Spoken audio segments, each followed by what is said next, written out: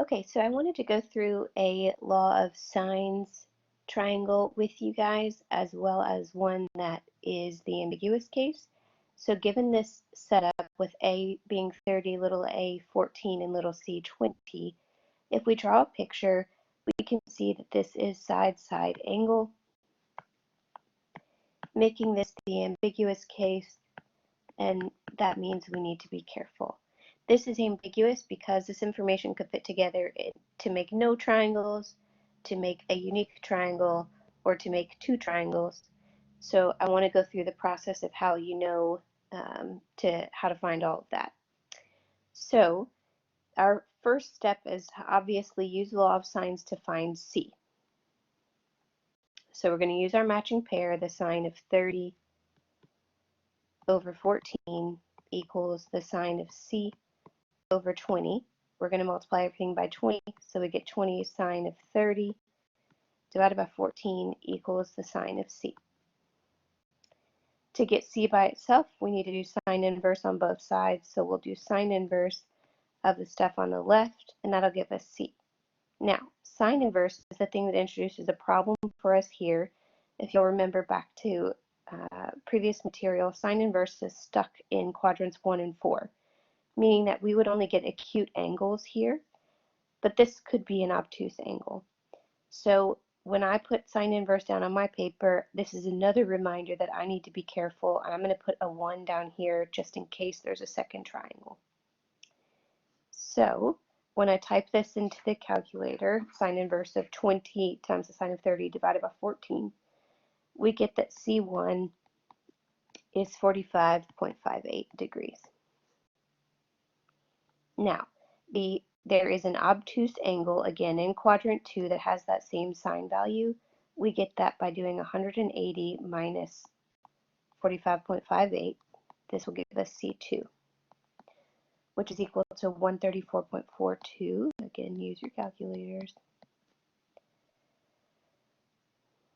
So what we want to do now is to put that up here.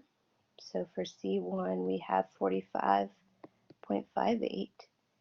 And for C2, we got 134.42. So does C2 make sense, would be the next question.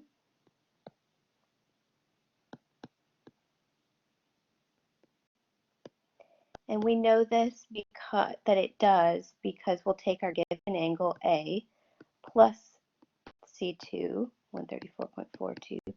This is 164.42, which is less than 180, leaving room for the third angle to make a triangle. So that's what we're going to do next, is find big B1 and big B2.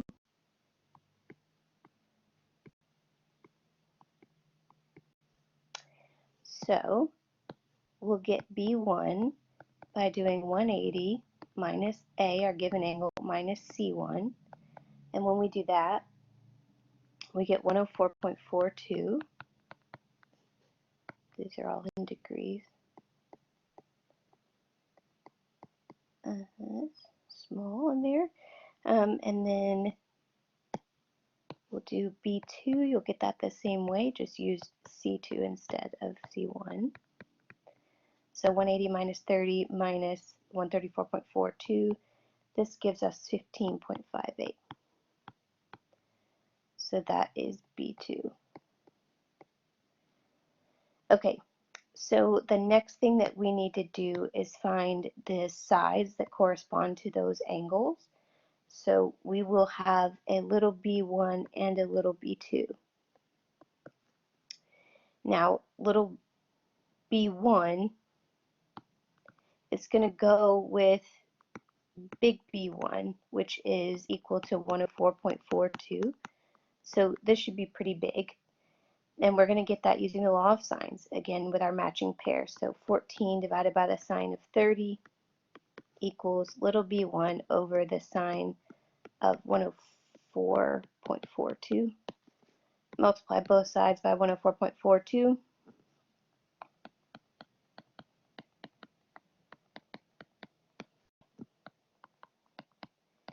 And then you when you punch that into your calculator, you'll get that little b1 is 27.12,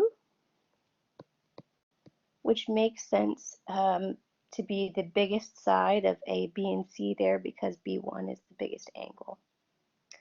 And then you're going to do a similar thing to find b2, which goes with big B2, which is pretty small, 15.58. So we would expect for little b2 to be pretty small also.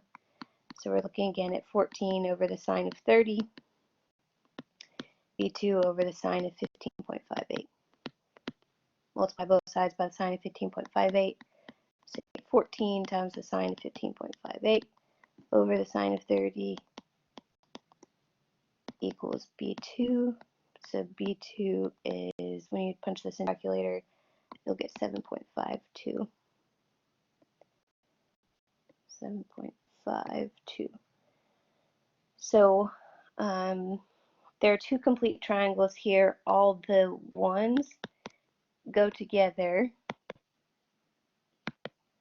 and then all the twos make the second triangle. So for some people it's helpful to make this, like work it as two separate triangles instead of doing sort of what I did where I was doing b1 and b2 in the same step. It helps me to do it like this so that I don't forget to do it. So this is a case where you have two triangles. You are using the law of sines. It is the ambiguous case, so we have to be careful. Again, sine inverse is the thing that introduces the problem for us, resulting in two possible triangles here. One with an obtuse angle for B and one with an acute angle for B.